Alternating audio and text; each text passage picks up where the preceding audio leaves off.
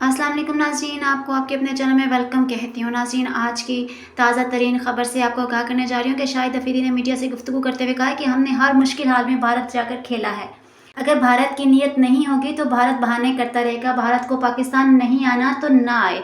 साबिक क्रिकेटर का मजीद कहना है कि बोर्ड का किरदार बाप का होता है। हौसले को बढ़ाएं, मत कम करें। बोर्ड अपने आप को बचाने के लिए खिलाड़ियों को एक दूसरे के सामने ना करे। डिसिप्लिन का मसला पहले भी होता था, इसको हल करना आना चाहिए। शाहिद अफरीदी ने कहा है कि मोहसिन नकवी को क्रिकेट का ज़्यादा मालूम नहीं है। इनके पास पीसीबी और वजारत दाखिला भी है। मोहसिन नकवी को एक फैसला कर लेना चाहिए कि एडवाइज़र अच्छे नहीं हैं। एडवाइज़र के कहने पर चलेंगे तो कुछ नहीं होगा। गैरी क्रिस्टन की ज़रूरत पाकिस्तान टीम को नहीं, ग्रास रोड पर है।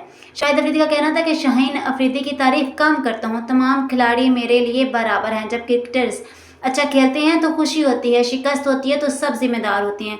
एक या दो सिलेक्टर को हटाकर कुछ नहीं होगा। आज की इस वीडियो में इतना ही। मिलते हैं नेक्स्ट वीडियो में, तब तक के लिए अल्लाह हाफिज़।